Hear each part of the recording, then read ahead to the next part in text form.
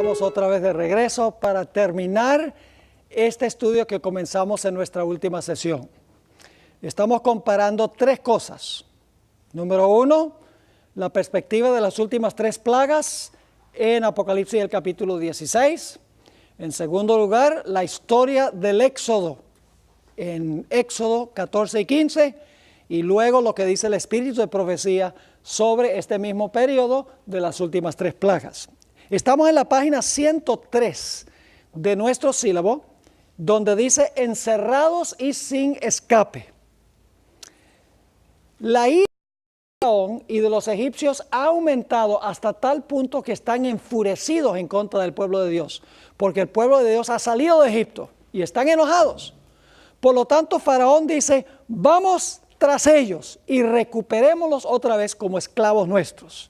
Es decir, está furioso el gran dragón por todas las calamidades que han caído sobre Egipto y porque ha perdido su apoyo, ha perdido sus gentes.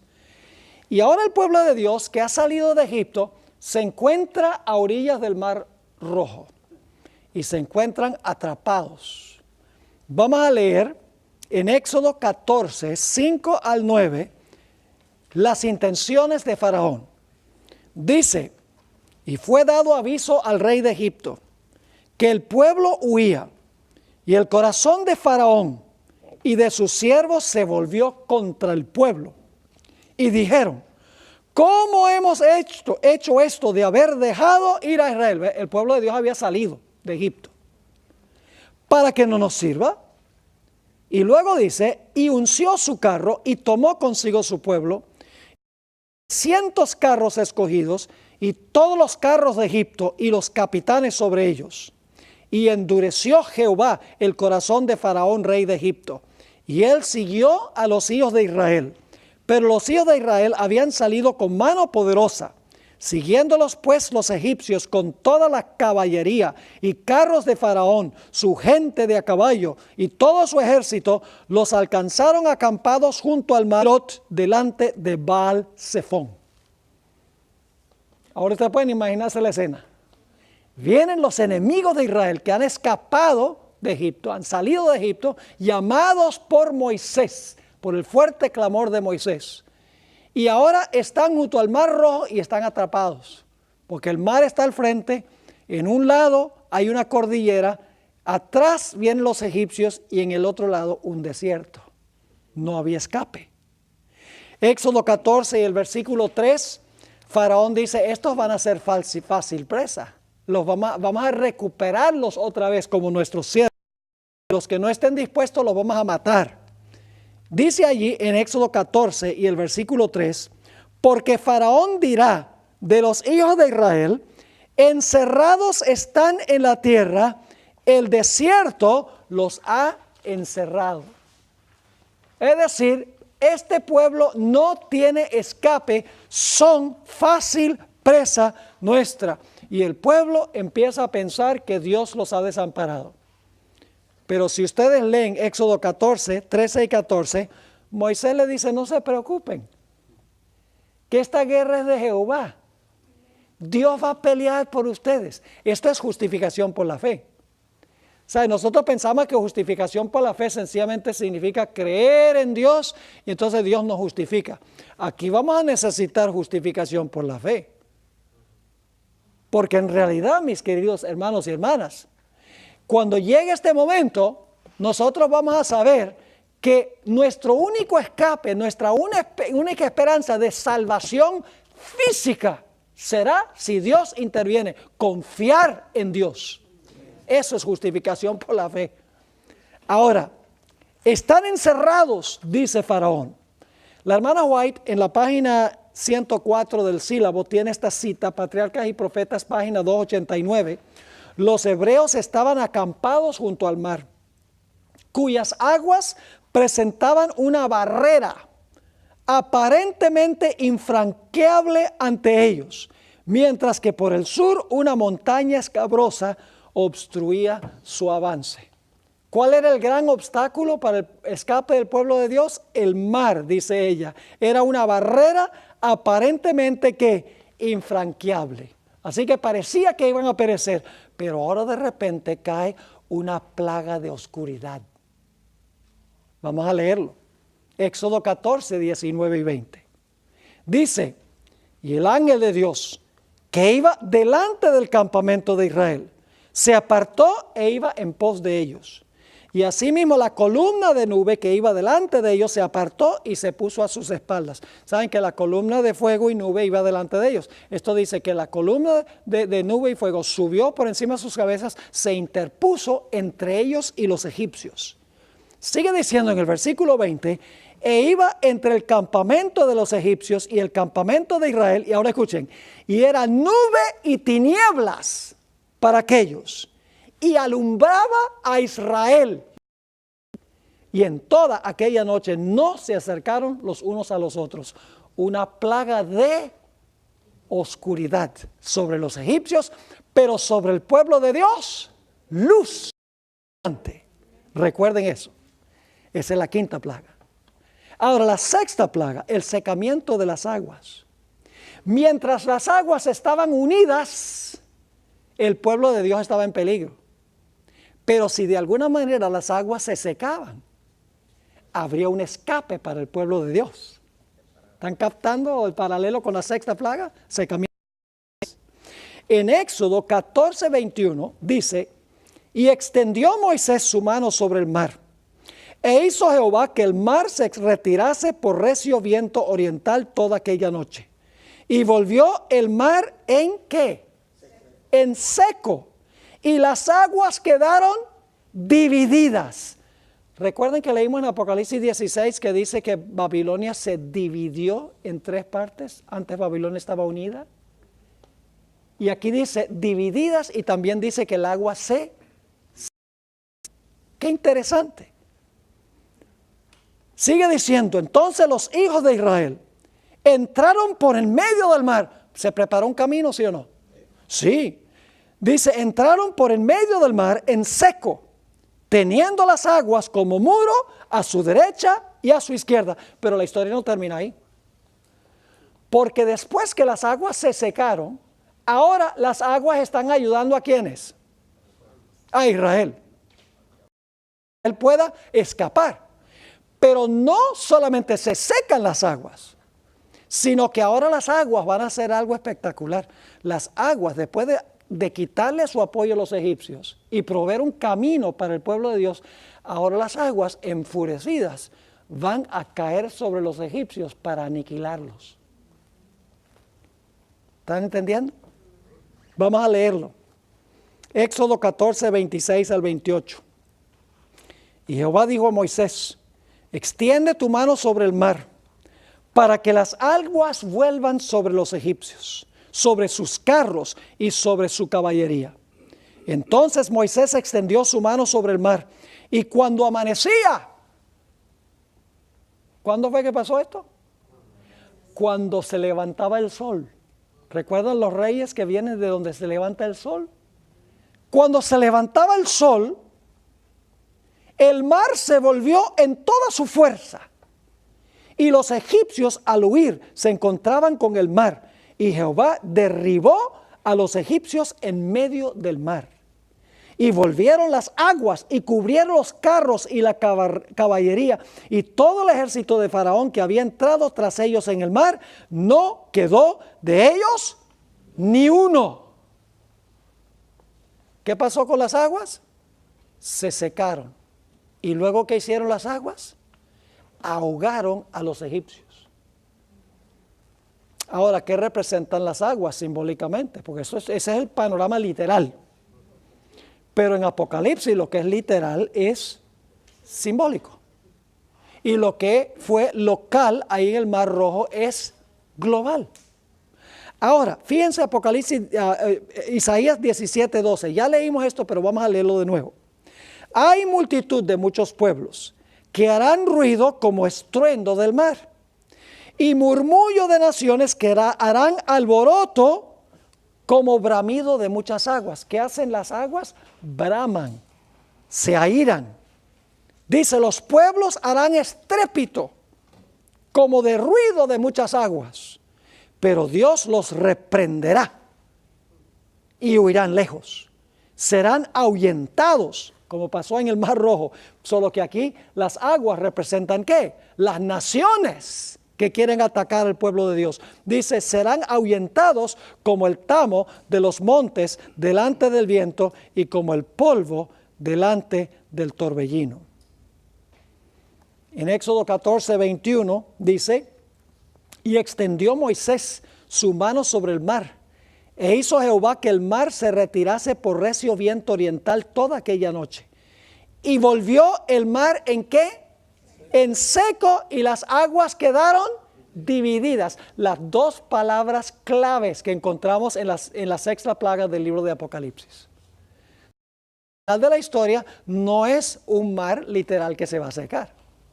No son aguas literales que se van a lanzar en contra de los enemigos del pueblo de Dios. Lo que sucede es que las muchedumbres que han apoyado a Babilonia le van a quitar su apoyo. Y luego esas mismas aguas que le quitan su apoyo a los impíos que querían acabar con el pueblo de Dios, esas mismas aguas se van a levantar para acabar con los que querían acabar con el pueblo de Dios. Ahora, sigamos esto, porque esto se va a volver bien interesante. En Patriarcas y Profetas, páginas 291 y 292, la sierva de Dios personifica casi las aguas que ahogaron a los egipcios. Dice allí, la confusión y la consternación se apoderaron de los egipcios.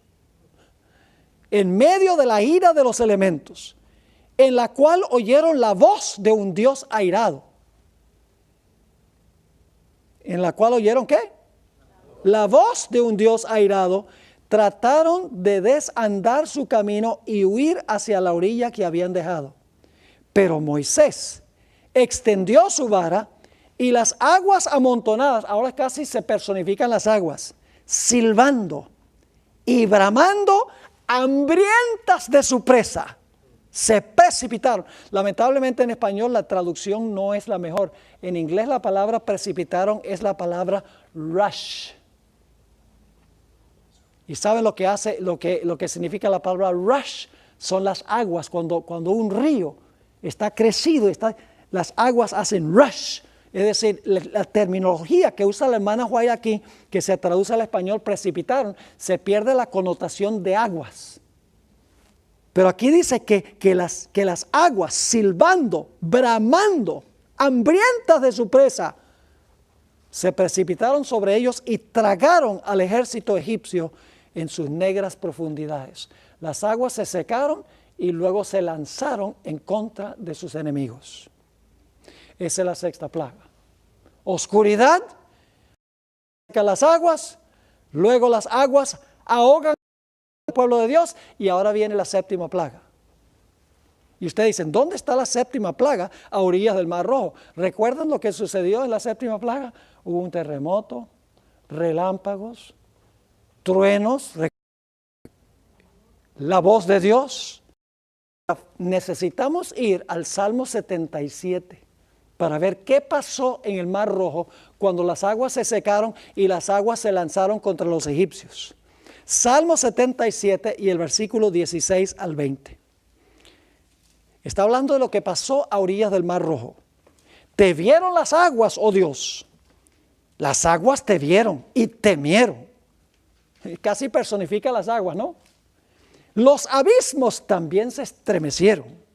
Las nubes echaron inundaciones de aguas. ¿Hubo gran precipitación en la séptima plaga que vimos en Apocalipsis? ¿Cómo no? Dice, las nubes echaron inundaciones de aguas, tronaron los cielos y discurrieron tus rayos. ¿Hay truenos y relámpagos, sí o no?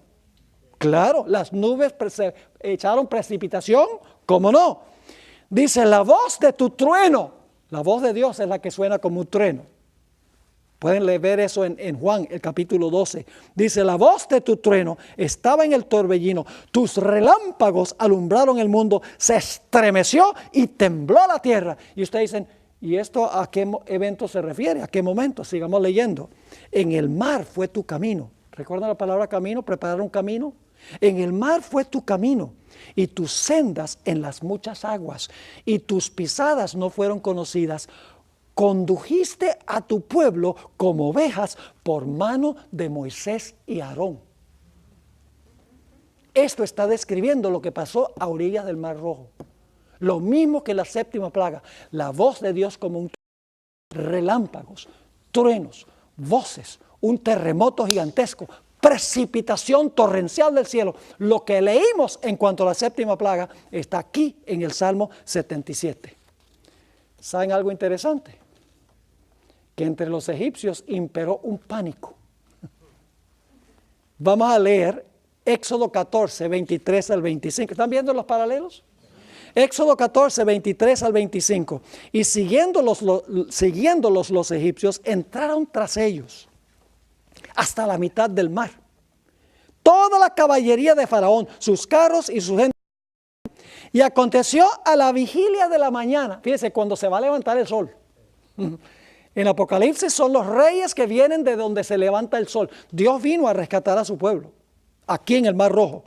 Dice, aconteció a la vigilia de la mañana que Jehová miró el campamento de los egipcios desde la columna de fuego y nube y trastornó el campamento de los egipcios y quitó las ruedas de sus carros y los trastornó gravemente. Ahora se confunden, ¿sí o no? Están todos confundidos. Entonces los egipcios dijeron, huyamos de delante de Israel, porque Jehová pelea por ellos contra los egipcios. Cuando dice que la batalla de Armagedón es la batalla del gran Dios Todopoderoso.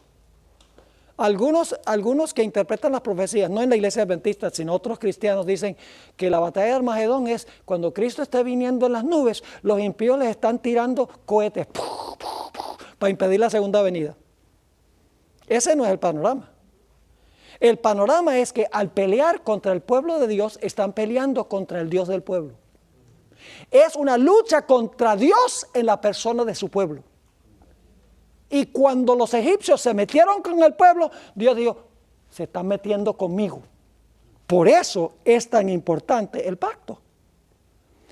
Éxodo 14, 17 y 18. ¿Para quién era la gloria aquí? ¿Para Israel? La gloria es nuestra, nosotros confiamos en el Señor. No, fíjense lo que dice. He aquí, yo endureceré el corazón de los egipcios para que los sigan. Y yo me glorificaré en Faraón y en todo su ejército, en sus carros y en su caballería. Y sabrán los egipcios que yo soy Jehová, cuando me glorifique en Faraón, en sus carros y en su gente de a caballo. ¿Para quién era la gloria de esta liberación? La gloria era para Dios. Al luchar contra el pueblo de Dios, estaban luchando contra el Dios del pueblo. Y ese es un concepto del pacto. Como el pueblo de Dios ha hecho un pacto con Dios, Dios dice, yo hice un pacto con mi pueblo y yo tengo que protegerlos. Porque si ellos hicieron pacto conmigo, yo tengo que protegerlos a ellos para cumplir mi lado del pacto. Ustedes conocen la historia de cuando Saulo de Tarso iba en camino a Damasco para perseguir a algunos cristianos.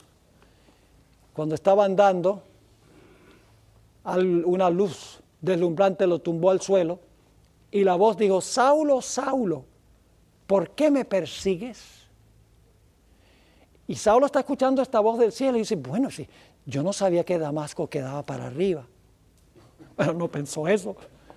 Pero Damasco no, Damasco estaba enfrente de él. Yo me he quedado en el lugar donde se cree que sucedió esto.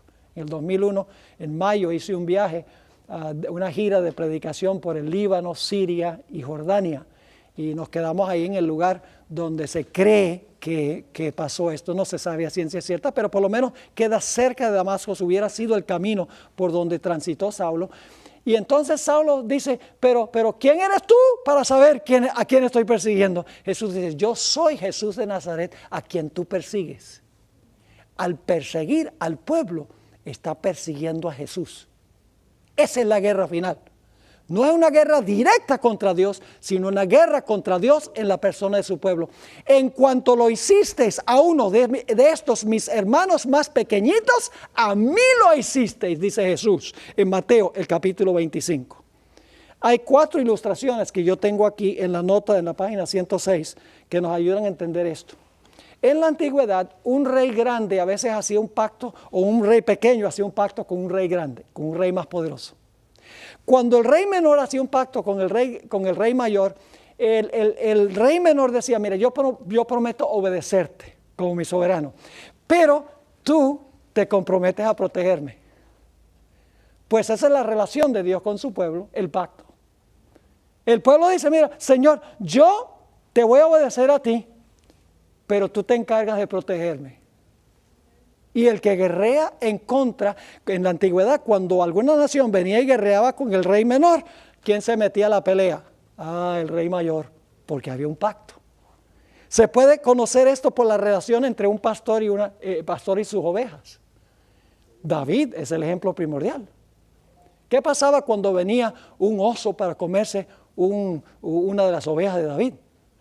David decía, allá la oveja, yo me voy de aquí, porque de pronto me mata a mí también. No, cuando el león o el oso quería comerse la oveja, se estaba metiendo ¿con quién? Con David.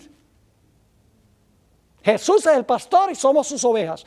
Y el que quiere destruir sus ovejas está tocando al pastor. Otra forma de ilustrarlo es la relación entre un esposo y una esposa. ¿Qué pasa si una persona está maltratando a la esposa de uno? Decir, bueno, esa es mi esposa, no soy yo. No, señor. ¿Qué hace el esposo? El esposo de Eva. No te metas con ella.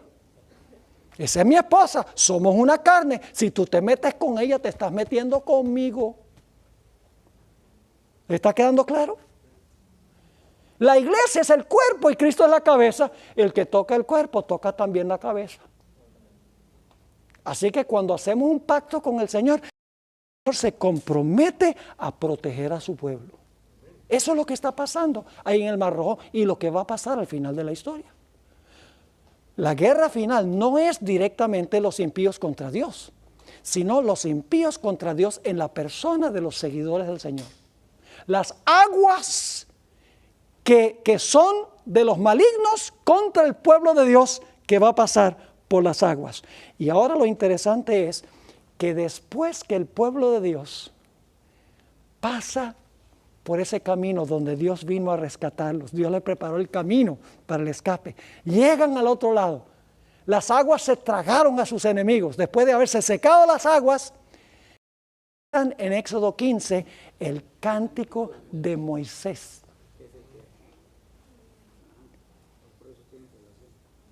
Ahora me puse a pensar, cántico de Moisés y del Cordero. ¿Por qué es el cántico de Moisés y del Cordero? Lo que nos está diciendo Dios a través de Juan en Apocalipsis es, mira, si tú quieres entender lo que va a pasar al final, tienes que ver lo que pasó allá. Entiende primero todos los eventos que llevaron al cántico de Moisés y entonces vas a entender el cántico del Cordero. ¿Están entendiendo? Y Apocalipsis a veces nada más nos da claves. Por ejemplo, en las iglesias menciona la doctrina de Balaam, que está en la iglesia de la doctrina de Balaam. Bueno, cuando encontramos el nombre Balaam, ¿qué tenemos que hacer? Pues hay que ir a Números 22 al 24 y estudiar toda la historia de Balaam, porque eso nos va a explicar ese periodo de la historia. Cuando encontramos en la iglesia de Tiatira, Jezabel, esa mujer Jezabel, hay que estudiar toda la historia de Elías. Porque durante ese periodo de la iglesia de Tiatira, el dominio papal, lo que pasó en los tiempos de Elías se repitió a nivel más amplio. Esto es tipología bíblica. Esto es lo que no entiende el mundo evangélico. Por eso ellos no tienen el mensaje que tenemos nosotros como iglesia. Ahora necesitamos ir a nuestra tercera perspectiva. Dicho sea de paso, déjenme mencionar un punto final en cuanto a lo anterior. Después que cantaron el cántico de Moisés, Dios los llevó, según Éxodo 15, 17 y 18, al monte de su heredad. Los llevó a su hogar, a Jerusalén, al monte de Sión. Yo pregunto, ¿qué va a pasar al final después que el pueblo de Dios cante el cántico de Moisés y del Cordero? Dios los va a llevar al monte de su santidad, porque los 144,000 están parados sobre el monte de Sión, y el pueblo de Dios habitará en la ciudad de Jerusalén. Ahora, en la próxima sección, no voy a detenerme en la próxima sección mucho. Quiero compartir con ustedes la clave para conseguir en los escritos de la hermana White. ¿Qué tiene que decir la hermana White sobre algo cuando no cita los versículos? Ustedes pueden buscar en el Conflicto de los Siglos. La hermana White no cita ningún versículo que tiene que ver con la quinta y la sexta plaga. Séptima sí, pero la quinta y la sexta plaga, la hermana White, aparentemente no cita los versículos.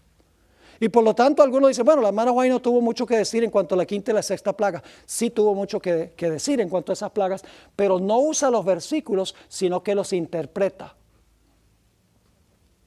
¿Recuerdan lo que hicimos con los ancianos? Cuando estudiamos sobre los ancianos.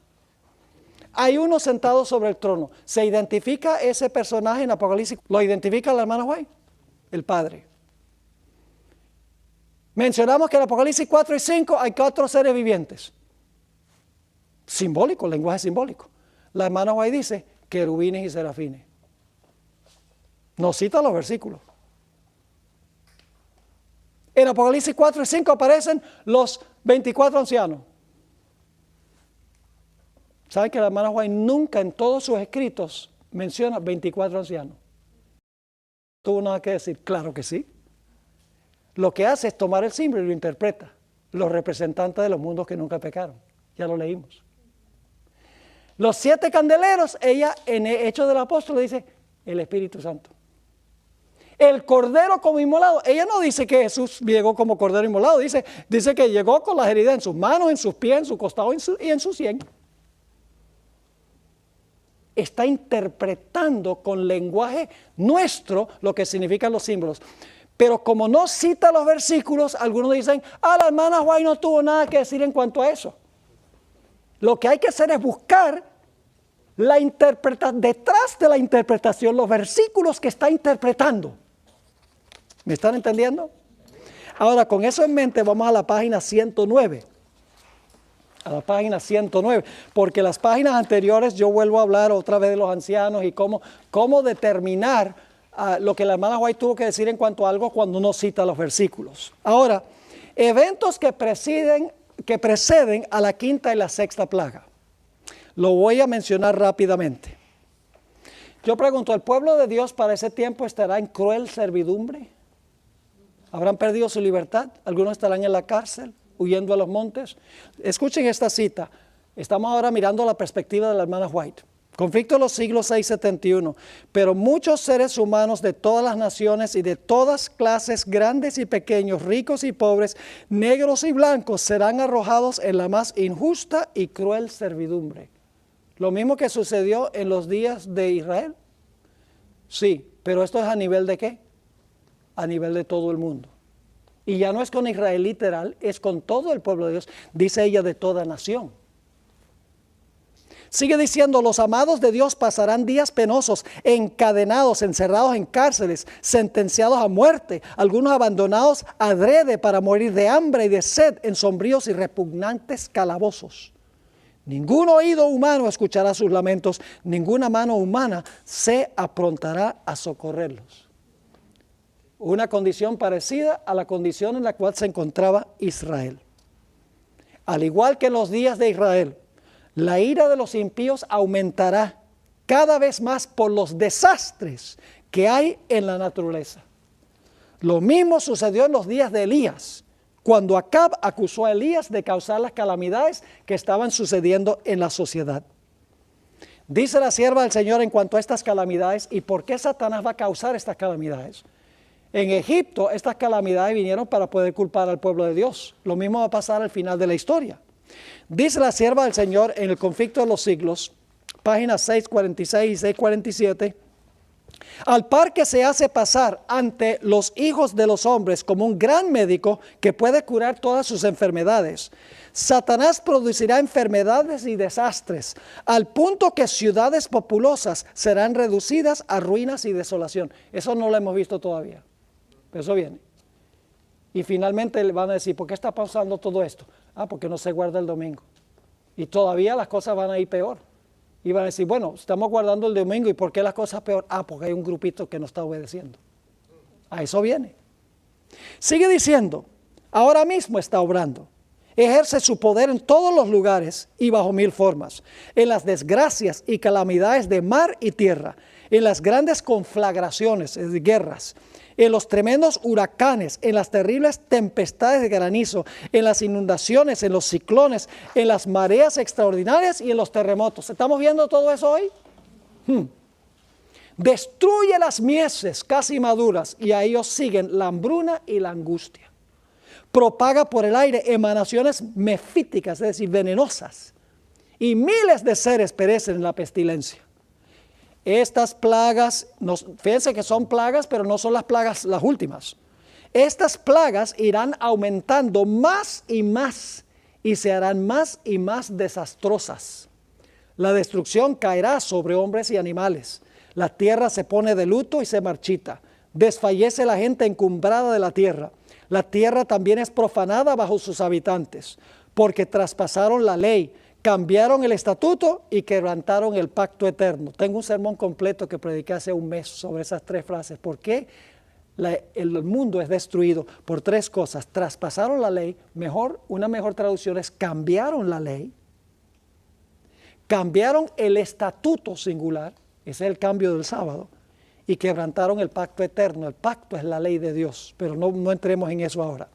Ahora, ¿cuál es el propósito de Satanás en causar estas calamidades? Termina diciendo, y luego el gran engañador persuadirá a los hombres de que son los que sirven a Dios los que causan esos males. ¿Es lo mismo que sucedió en Egipto? Igualito. Se va a dar un fuerte clamor al final de la historia diciendo, salid de ella, pueblo mío. Obviamente. Dice la sierva del Señor en el Conflicto de los Siglos, página 670, vendrán siervos de Dios con semblantes iluminados y resplandecientes de santa consagración, y se apresurarán de lugar en lugar para proclamar el mensaje celestial. Miles de voces predicarán el mensaje por toda la tierra. Se realizarán milagros, los enfermos sanarán y signos y prodigios seguirán a los creyentes, así como sucedió con Moisés. Moisés hizo el llamado, salgan de allá, pueblo de Dios, e hizo milagros. Yo pregunto, al final de la historia, ¿Satanás también va a hacer milagros, como hicieron los magos en Egipto? Dice en Conflicto de los Siglos 670, Satanás también efectuará sus falsos milagros, al punto de hacer caer fuego del cielo a la vista de los hombres. Es así como los habitantes de la tierra tendrán que decidirse en pro o en contra de la verdad. Milagro contra milagro. Había que decidir si los milagros de Moisés eran de Dios o si los de los magos eran de Dios. Yo pregunto, ¿va a haber un sellamiento al final de la historia de los que son fieles, como hubo en Egipto? Dice la sierva del Señor, Conflicto de los Siglos 663, el sábado será la gran prueba de lealtad, pues es el punto especialmente controvertido. Cuando esta piedra de toque le sea aplicada finalmente a los hombres, entonces se trazará la línea de demarcación entre los que sirven a Dios y los que no le sirven. ¿La esclavitud del pueblo de Dios va a ser peor por causa del sábado? ¿Como en Egipto? Obviamente. Sigue diciendo, mientras la observancia del falso día de reposo, el domingo, en obediencia a la ley del Estado y en oposición al cuarto mandamiento, será una declaración de obediencia a un poder que está en oposición a Dios. La observancia del verdadero día de reposo, el sábado, en obediencia a la ley de Dios, será señal evidente de lealtad al Creador. Mientras que una clase de personas, al aceptar el signo de sumisión a los poderes del mundo, recibe la marca de la bestia, la otra, por haber escogido el signo de obediencia a la autoridad divina, recibirá el sello de Dios. Todos los casos decididos. Y entonces, ¿qué va a pasar?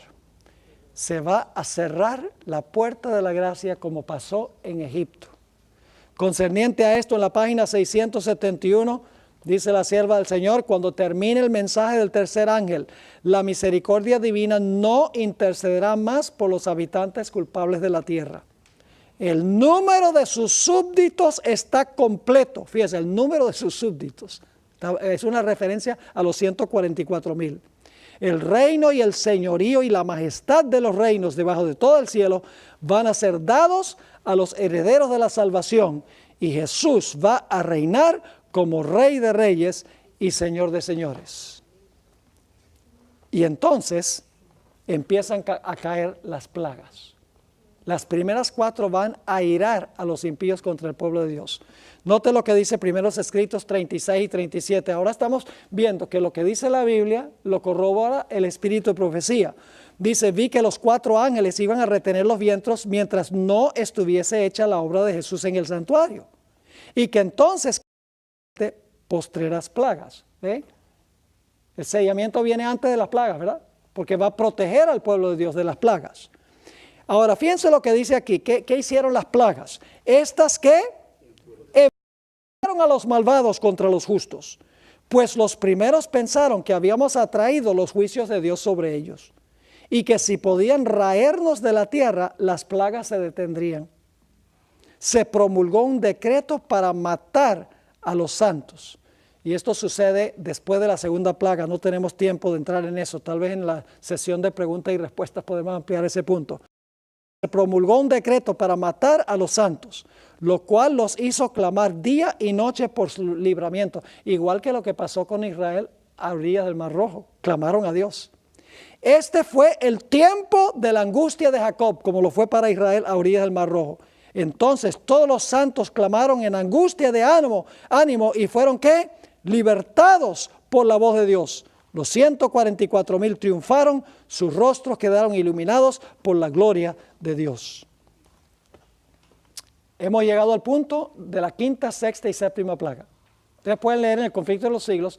La hermana White tiene media página sobre las primeras 4 plagas. Comentario corto. Se encuentra en el capítulo sobre el tiempo de angustia.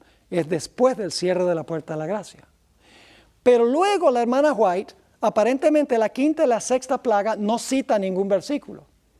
¿Será que la hermana White no tuvo nada que decir de la plaga número 5 y la 6, nada más porque no menciona los versículos? ¿O será que ella interpreta los versículos y hay que buscar, hay que cuadrar la interpretación con los versículos? Vamos a verlo. Ahora vamos al pie de la página 111, al pie de la página 111. Dice allí: cuando los que honran la ley de Dios hayan sido privados de la protección de las leyes humanas, empezará en varios países un movimiento simultáneo para destruirlos. Similar a Faraón viniendo con sus ejércitos para atacar a Israel. Conforme vaya acercándose el tiempo señalado en el decreto, ahí hay que mirar Apocalipsis 13:15, donde dice que hay un decreto de muerte, el libro de Esther, a donde el decreto de muerte tiene una fecha. Hay que dejar que toda la Biblia interprete este momento. Dice: conforme vaya acercándose el tiempo en el decreto, la gente, ¿las qué? Las muchedumbres, conspirará para extirpar la secta aborrecida. Se convendrá en dar una noche el golpe decisivo que reducirá completamente al silencio la voz disidente y reprensora. El pueblo de Dios, algunos en las celdas de las cárceles, otros escondidos en ignorados escondrijos de bosques y montañas, invocan aún la protección divina, como hizo Israel a orillas del Mar Rojo. Mientras que por todas partes compañías de hombres armados, ahí casi se ven los ejércitos de Faraón, instigados por legiones de ángeles malos, se disponen a emprender la obra de muerte. Ahora escuchen. Entonces, en la hora de supremo apuro, es cuando el Dios de Israel intervendrá para librar a sus escogidos. Ahora fíjense lo que viene ahora. Multitudes Esto es antes de la quinta plaga.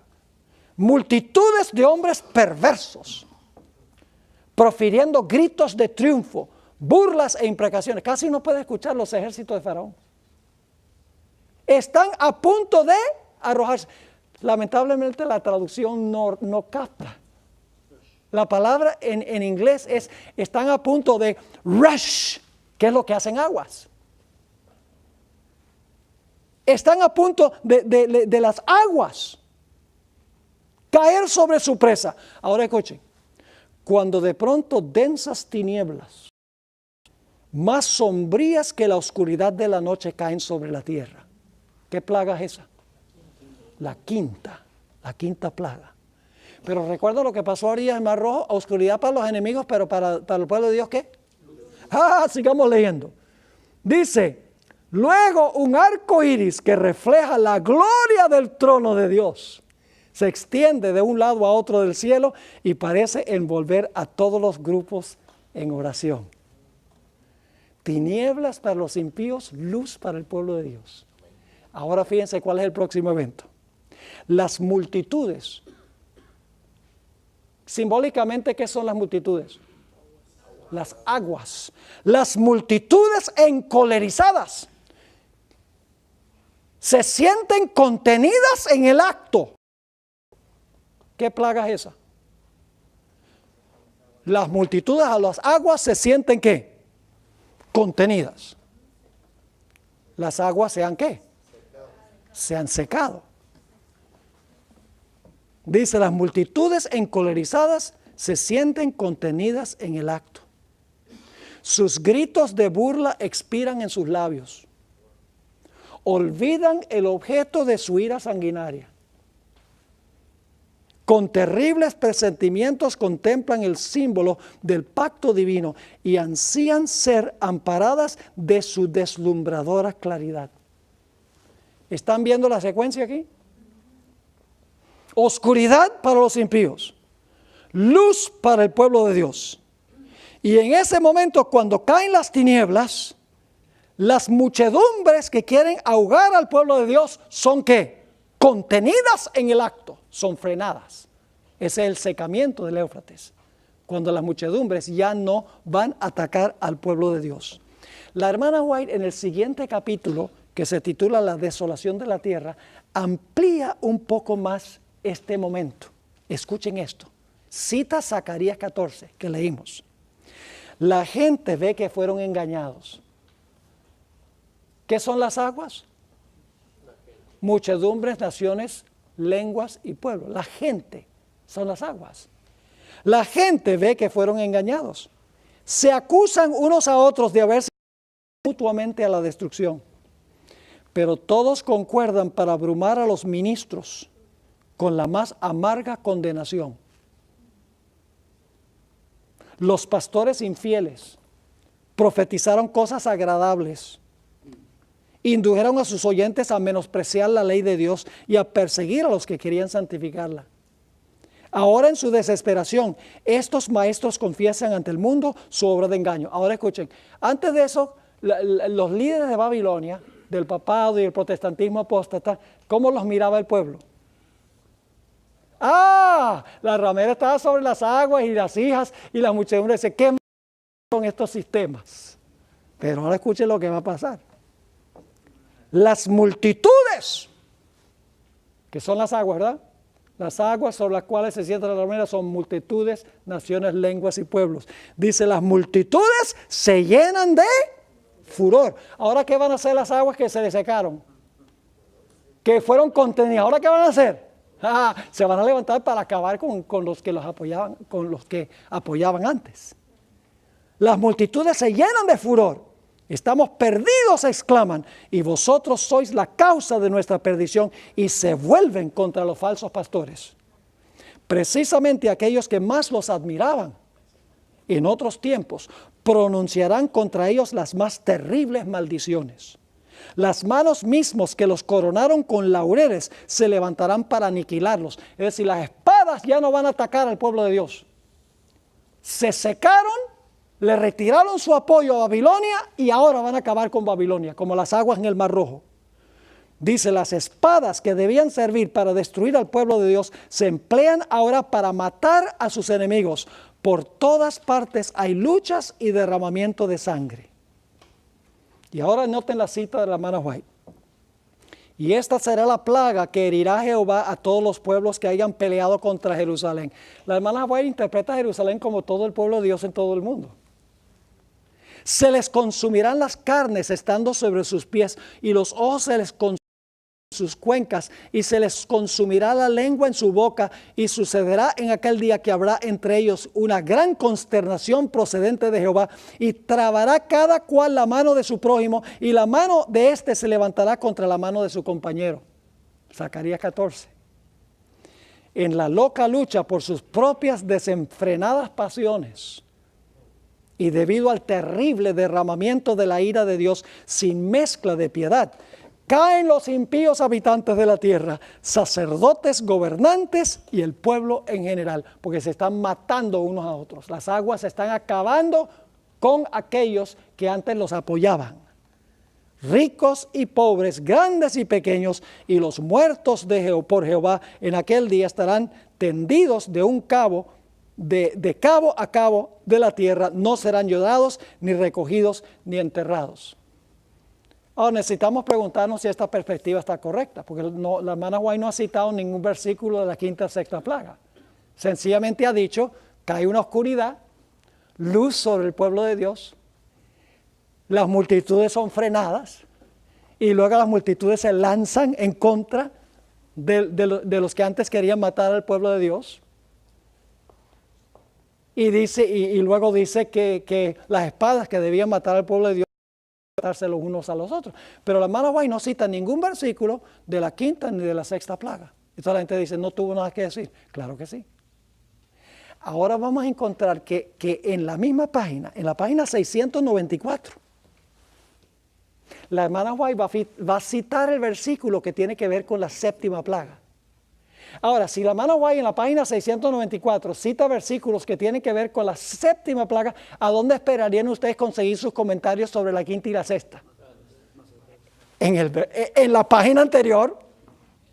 ¿Están viendo la técnica para estudiar? Cuando la hermana White no cita algún versículo. Fíjense ahora lo que dice la hermana White en la página 690, la que acabé de leer es la 693. La primera que leí es la página 693. Y luego la ampliación en el siguiente capítulo. Ahora fíjense la página 694. En medio de los cielos conmovidos, hay un claro de gloria indescriptible, de donde baja la voz de Dios, semejante al ruido de muchas aguas, diciendo, hecho es, Apocalipsis 16, 17, la séptima plaga. Esa misma voz sacude los cielos y la tierra. Sigue un gran terremoto, cual no fue jamás desde que los hombres han estado sobre la tierra. Esos versículos describen la séptima plaga de Apocalipsis. El firmamento parece abrirse y cerrarse. La gloria del trono de Dios parece cruzar la atmósfera. Los montes son movidos. ¿Recuerdan que los montes y las islas desaparecen? Dice, los montes son movidos como una señal, como una caña al soplo del viento. Y las rocas quebrantadas se esparcen por todos lados. Se oye un estruendo como de cercana tempestad. El mar es azotado con furor. Se oye el silbido del huracán como voz de demonios en misión de destrucción. Toda la tierra se alborota e hincha como las olas del mar. Su superficie se raja, sus mismos fundamentos parecen ceder. Y ahora escuchen, se hunden cordilleras y desaparecen islas habitadas. Séptima plaga. Por si acaso no están convencidos todavía, los puertos marítimos que se volvieron como Sodoma por su corrupción son tragados por las enfurecidas olas. Ahora va a citar otra vez versículos que tienen que ver con la séptima plaga. La grande Babilonia vino en memoria delante de Dios para darle el cáliz del vino del furor de su ira. Versículo 19 de Apocalipsis, el capítulo 16, la séptima plaga. Y luego dice, pedrisco grande, cada piedra como del peso de un talento. Otro versículo que describe la séptima plaga. Hace su obra de destrucción. ¿Está claro? Ahora, ¿cuándo van a vivir entonces? ¿Qué van a hacer ¿Qué van a hacer después que el pueblo de Dios sea libertado? ¿Qué piensan que va a hacer el pueblo de Dios? Cuando sean libertados, cuando venga la oscuridad sobre los malos y sobre ellos luz, cuando las muchedumbres le quiten su apoyo a los poderes religiosos y se lancen para acabar con ellos, y cuando vengan estos fenómenos, el granizo y el terremoto y desaparecen las islas y cordilleras, ¿qué es lo siguiente que va a hacer el pueblo de Dios? Va a cantar el cántico de Moisés y del Cordero. Y ¿saben lo que es interesante? La hermana White, poco más adelante en el conflicto de los siglos, la página 706-707, tiene su descripción de los 144,000 que van a cantar ese himno. Entonces yo pregunto, ¿cuándo van a vivir los 144,000? ¿Cuándo es que van a vivir los 144,000? ¿Van a morir? ¿Van a pasar por el tiempo de angustia? ¿Van a vivir después del cierre de la gracia? ¿Van a pasar hambre? ¿Van a pasar sed? ¿Estarán bajo sentencia de muerte? Pero se mantendrán firmes, porque tienen un pacto con Dios. En Apocalipsis, el capítulo 15 y el versículo 2 al 4, tenemos ese himno glorioso. Dice, vi también como un mar de vidrio mezclado con fuego, y los que habían alcanzado la victoria sobre la bestia y su imagen y su marca y el número de su nombre, en pie sobre el mar de vidrio con las arpas de Dios. Y cantan el cántico de Moisés, siervo de Dios, y el cántico del Cordero, diciendo, grandes y maravillosas son tus obras, Señor Dios Todopoderoso. Justos y verdaderos son tus caminos, Rey de los santos. ¿Quién no te temerá, oh Señor, y glorificará tu nombre? Pues solo tú eres santo, por lo cual todas las naciones vendrán y te adorarán, porque tus juicios se han manifestado. Si ustedes leen el cántico de Moisés en Éxodo 15, ¡oh, qué canto espectacular! Y escuchen bien, de Egipto salieron 1,000,000 de hombres, no contando mujeres y niños. ¿Pueden ustedes imaginarse cómo habrá sido cantar de Éxodo 15? 1,000,000 de voces. Eso es si no se unieron las mujeres y los niños. Tiene que haber retumbado hasta las fronteras casi de Canaán. Ese himno de la victoria del pueblo de Dios sobre sus enemigos. Cántico de Moisés. ¿Y cómo va a ser el cántico del Cordero? De Moisés y del Cordero. Va a ser una liberación mucho más espectacular. Porque la liberación de Israel fue un pueblo al lado de un mar en cierta localidad geográfica. Pero al final de la historia, la liberación será de todo el pueblo de Dios, reunido en todo el planeta, el Israel espiritual de Dios, libertado por Dios en todos los sitios del planeta. Qué gloriosa será la liberación del pueblo de Dios. No tenemos que temer nada. Aunque ande en valle de sombra de muerte, no temeré mal alguno, porque tú estarás conmigo. ¿Saben ustedes cuál es el salmo de la tribulación? El gran salmo de la tribulación es el Salmo 91. Una hermana me estaba preguntando durante el interludio que si las primeras plagas iban a caer sobre el pueblo de Dios. La respuesta es no. Ninguna plaga va a caer sobre el pueblo de Dios. Las 7 postreras plagas van a tocar al pueblo de Dios.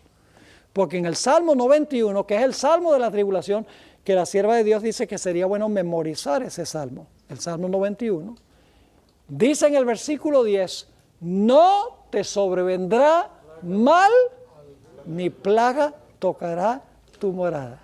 Es la promesa de Dios. Ahora, el pueblo de Dios sí va a sufrir. El tiempo de angustia va a ser el peor tiempo de angustia que jamás se haya visto en la historia del mundo. Creo que ninguno de nosotros tenemos la fe necesaria para pasar por ese periodo, porque estamos viviendo demasiado cómodos. Tenemos todo, tenemos ropa y tenemos comida y tenemos agua. Bueno, menos en Cuba que aquí, pero por lo menos tenemos lo necesario para vivir. ¿Verdad que sí? Y entonces como que nos conformamos, como que decimos, bueno, todo sigue como desde el principio. Y no nos damos cuenta que las señales del mundo indican que este mundo no puede durar mucho más tiempo. Y que no debemos estar acaparando y guardando para nosotros, sino que debemos estar con un espíritu de sacrificio invirtiendo en la causa de Dios, invirtiendo todo lo que somos y todo lo que tenemos, invirtiendo no solo nuestros recursos económicos, esos son importantes, pero invirtiendo nuestro tiempo en la causa del Señor, invirtiendo nuestros talentos, nuestras fuerzas, nuestra salud, invertir todo lo que nosotros tenemos y todo lo que nosotros somos en la causa de Dios y aprender a confiar en Dios. Y cuando vienen dificultades y problemas y vicisitudes, a veces es nuestra tendencia a quejarnos y a perder la fe y decir, ¿por qué es que Dios me está haciendo esto? Mire, si nosotros no pasamos las pruebas pequeñas que vienen ahora, ¿qué nos hace pensar que vamos a pasar por las pruebas grandes? Lo que estamos pasando no es nada comparado con lo que viene. Las pruebas de hoy en día son permitidas por Dios para que nuestra fe crezca, para que nuestra confianza en Él crezca, para que cuando vengan las crisis grandes, el pueblo de Dios pueda permanecer firme. El Señor Jesucristo una vez declaró, el que es fiel en lo poco, en lo mucho será fiel. Y el que es infiel en lo poco, en lo mucho será infiel. Es un principio de la vida. Y yo mencionaba esta mañana en mi sermón, que algunos miembros de la iglesia dicen, a mí no me alcanza el dinero para devolver el diezmo, yo le devuelvo a Dios lo que puedo. Tal vez no me alcanza sino un 8%. Entonces, si le da un 8%, entonces es un 2% al ladrón.